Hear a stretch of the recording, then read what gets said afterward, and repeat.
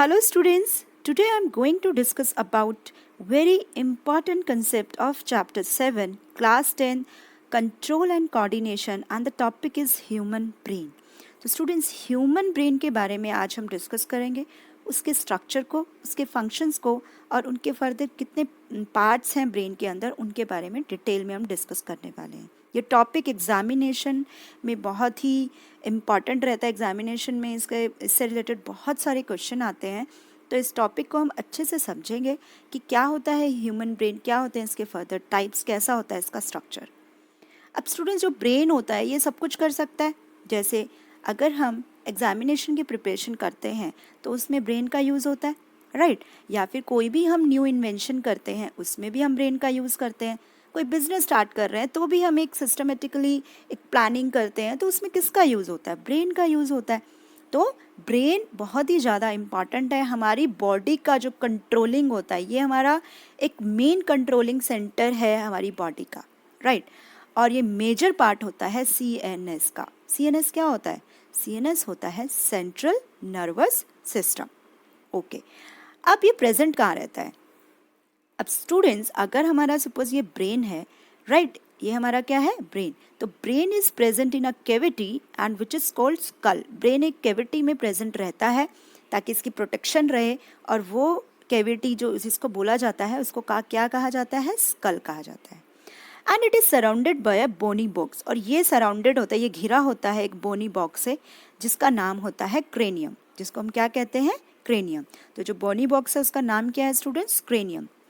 और इसके अंदर कुछ मेम्ब्रेन्स होती हैं, राइट. तो it is covered with membranes, और ये मेम्ब्रेन्स का नाम होता है मेनिंजेस.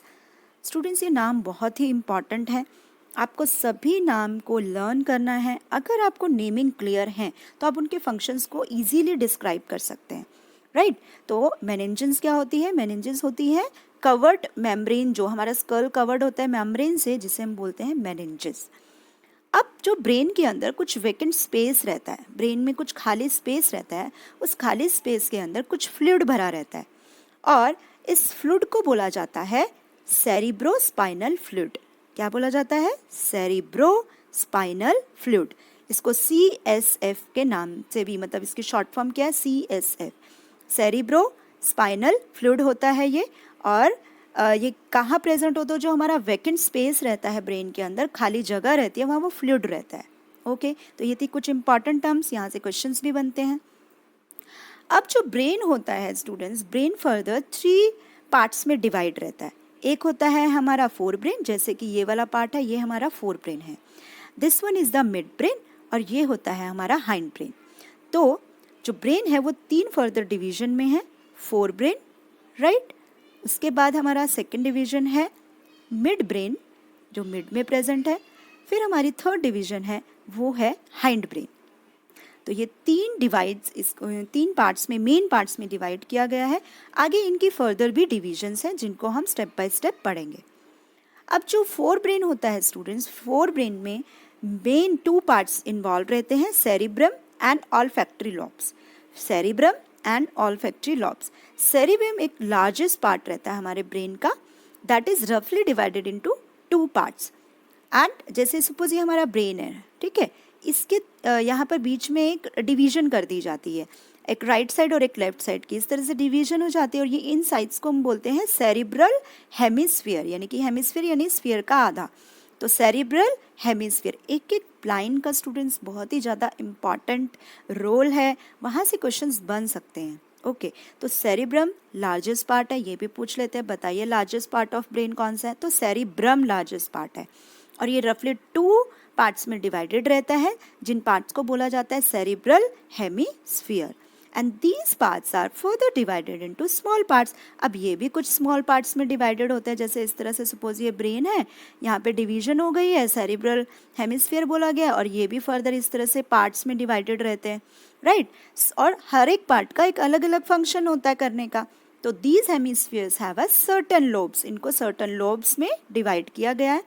पढ़ लेते हैं उनके कुछ जो लोब्स हैं उनके बारे में, जैसे कि फ्रंटल लोब है, टेम्पोरल है, ऑसिपिटल है, पेराइटल है.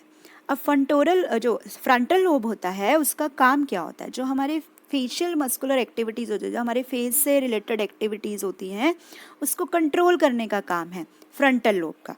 और टेम्पोरल लोब का काम क्या होता है? हियरिंग, सुनने में हमें हेल्प करता है। ऑसिपिटल का है, इट हेल्प्स इन विजन, जैसे डिफरेंट डिफरेंट कलर्स हमें दिखते हैं, अलग अलग जो हमें दिखना होता है वो ऑसिपिटल लोब का फंक्शन रहता है। और पेराइटल का क्या काम होता है? ये हमें सेंसेशन ऑफ टेस्ट, टच और टेम्परेचर का फील करवाता है, राइट? ये है पेराइटल लोब का। अब स्टूडेंट्स, हमने देखा कि सेरेब्रम में फर्दर कुछ लोब्स थे और उन लोब्स में नाम थे हमारे frontal, temporal, occipital and parietal. Frontal का काम था जो हमारी फेस की एक्टिविटीज़ हैं उनको कंट्रोल करना, टेम्पोरल का काम है सुनने में हमें हेल्प करना, ऑसिपिटल का काम है विजन, देखने में हमें हेल्प करना, पेराइटल का काम है सेंसेशन, मतलब कि क्या हमें जो फील होता है, जैसे सपोज हमें किसी ने कुछ पिंच किया तो हमें दर्द महसूस हुआ, टच, टेस्ट, टेम्परेचर, इससे रिलेटेड, राइट? अब है इसी के अंदर जो हम बात कर रहे थे ऑल फैक्ट्री लोब्स। जो ऑल फैक्ट्री लोब्स होते हैं स्टूडेंट्स, ये वो लोब होते हैं जो हमें स्मेल का फील कराते हैं, सेंसेशन ऑफ स्मेल्स फील करवाते हैं, राइट? अब बात कर लेते हैं जो सेकंड पार्ट था हमारा मिड ब्रेन। स्टूडेंट, जो मिड ब्रेन होता है इसकी कोई भी फर्दर पर्टिकुलर डिवीजन नहीं होती है। इसका फंक्शन क्या रहता है? इसका फंक्शन होता है रिफ्लेक्स एक्शन। अब रिफ्लेक्स एक्शन क्या होता है? जैसे रिफ्लेक्सेशन, सपोज कोई गर्म चीज़ है, राइट? कुछ गर्म चीज़ आ गई, हमने अचानक से अपने हाथ को उससे बचाने के लिए पीछे कर लिया, राइट? तो अचानक जो क्विक रिएक्शंस होती हैं उसको कौन कंट्रोल करता है? मिड ब्रेन कंट्रोल करता है। चलो, ये सेकंड था। अब third one is the hind brain. अब हाइंड ब्रेन में क्या होता है स्टूडेंट्स? हाइंड ब्रेन में भी फर्दर पार्ट्स होते हैं। तो हाइंड ब्रेन के पार्ट्स है जैसे सेरेबेलम, जैसे फर्स्ट में हमने देखा था, फर्स्ट का था सेरेब्रम, फर्स्ट हमारा फोर ब्रेन था। अब सेरेबेलम किसका पार्ट है? हाइंड ब्रेन का। यहाँ पर स्टूडेंट्स कुछ बच्चे कंफ्यूज हो जाते हैं सेरेब्रम और सेरेबेलम में, तो यहाँ कंफ्यूज नहीं होना है। क्वेश्चन पूछ लिया जाता है सेरेब्रम किसका पार्ट है? सेरेबेलम पार्ट है हाइंड ब्रेन का और सेरेब्रम है फोर ब्रेन का। अब जैसे सेरेब्रम द लार्जेस्ट पार्ट था तो सेरेबेलम भी लार्ज है बट सेरेब्रम से छोटा रहता है, राइट? Not to large. जिस तरह से सेरेब्रम बहुत ज़्यादा बड़ा है, ये इतना बड़ा नहीं होता है, बट ये सेकेंड लार्जेस्ट पार्ट होता है ब्रेन का। ओके, एंड इट इज़ रफली डिवाइडेड इनटू टू पार्ट्स। ये फर्दर दो पार्ट्स में डिवाइडेड रहता है, जैसे कि हमने उसमें देखा था ना कि इस तरह से पार्ट्स बने हुए थे। तो सेरिबेलम के भी फर्दर दो पार्ट्स होते हैं जिनका नाम होता है सेरिबेलर हेमिस्फीयर। Cerebellar hemisphere. तो एक एक लाइंस आपको एक एक नाम याद रखने हैं यहाँ पर। अब ये फर्दर डिवाइडेड होते हैं स्मॉल पार्ट्स में और इनका फंक्शन क्या रहता है स्टूडेंट्स? इसका फंक्शन होता है बॉडी की मूवमेंट को कंट्रोल करना, पोस्चर मूवमेंट्स को कंट्रोल करना। सेरेबेलम का मेन काम यही रहता है। ओके, अब सेरेबेलम तो इसका हाइंड ब्रेन का फर्स्ट पार्ट था। अब सेकंड है पोन्स वेरोली। पोन्स वेरोली का काम क्या होता है स्टूडेंट्स? पोन्स वेरोली जो ब्रेन स्टेम के पास अटैच रहती है। जैसे ब्रेन होता है ना, ये हमारा था फोर ब्रेन, यहाँ मिड ब्रेन था और यहाँ हाइंड ब्रेन होता है। तो यहाँ पर हमारी स्पाइनल कोड रहती है, तो ये इधर लोकेटेड रहता है, राइट? ये इधर एक लोकेटेड होता है पोन्स वेरोली और इसका काम होता है जैसे हमारे रेस्पिरेशन में कुछ पार्ट्स में ये हेल्प करता है। It control some aspects of respiration. Pons varolii का ये काम है। अब है मेडुला एब्लोंगेटा। मेडुला एब्लोंगेटा का क्या काम होता है? ये स्टेम होती है, जैसे मैंने बताया ये हमारा फोर ब्रेन था, ये मिड ब्रेन था, यहाँ पर पोन्स वेरोली है, राइट? और ये हमारा जो हाइंड ब्रेन ही है, यहाँ पर हमारा स्पाइनल कोड स्टार्ट होता है और इधर ही स्टूडेंट्स मेडुला ऑब्लोंगेटा रहता है। ये स्टेम होती है हमारी ब्रेन की, जोड़ के रखती है हमारे स्पाइनल कोड के बाद, ये हमारे ब्रेन से हमारे अटैच करती है। और ये किसके काम में आती है?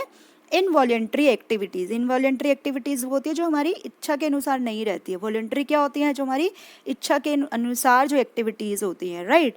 जैसे अब यहाँ इनवॉलेंट्री का एग्जांपल दिया, जैसे कफ, स्नीजिंग, हार्ट बीट। तो हार्ट बीट हमारे कंट्रोल में थोड़ी है, ये तो होगी। ब्रीदिंग भी हमारे कंट्रोल में है, ये भी होगी। स्नीजिंग भी। तो वो एक्टिविटीज़ जिसमें हमारा कंट्रोल नहीं रहता, इन सभी एक्टिविटीज़ में कौन हेल्प करता है? Medulla oblongata. तो स्टूडेंट्स, ये थे हमारे इम्पॉर्टेंट पार्ट्स किसके? ब्रेन के। जैसे कि आप यहाँ डायग्राम में देख पा रहे हैं, एक बार देख लीजिए डायग्राम। जैसे ये हमारा फ्रंटल लोब है, राइट? और ये लिम्बिक नोड है, मैंने आपको बताया था, ये हायर क्लासेस में पढ़ेंगे पर मैं बता देती हूँ। जो जैसे हाइपोथैलेमस है, इनका काम क्या होता है? ये थैलेमस है, तो थैलेमस लिम्बिक नोड, ये तो स्टूडेंट्स हमारे फोर ब्रेन के ही पार्ट थे। अब थैलेमस का क्या काम होता है? थैलेमस का काम होता है ये इन्फॉर्मेशन लेकर जाता है हमारी बॉडी से सेरेब्रम की तरफ, राइट। तो थैलेमस का क्या काम होता है? ये हमारी बॉडी से सेंसरी इन्फॉर्मेशन को लेकर सेरेब्रम तक पहुंचाता है। और लिम्बिक सिस्टम का क्या काम होता है? जैसे ये लिम्बिक दिया हुआ है, इसका काम क्या होता है स्टूडेंट्स? जैसे हमें गुस्सा आ जाता है या फिर प्यास लगती है, इन सब का कंट्रोलिंग किसके पास होता है? लिम्बिक लोब्स के पास होता है। और ये हमारी स्पाइनल कोड आप देख पा रहे हो, ये मेड्यूला है, जैसे मैंने बताया था। ये हमारे बोन्स है जो रेस्पिरेशन में हमें कुछ हेल्प कर रहे थे। मेड्यूला किस में हेल्प करता है? जैसे स्नीजिंग में या फिर जो भी इनवॉल्यूंटरी एक्टिविटीज़ है उसके अंदर, राइट। तो इस तरह से ये हमें डायग्राम समझाया हुआ है कि कहाँ पर, जैसे ये ऑसिपिटल लोब है, ये पैराइटल लोब है, इस तरह से ये हमारा ह्यूमन ब्रेन का स्ट्रक्चर है। आई होप आपको structure and functions human brain के क्लियर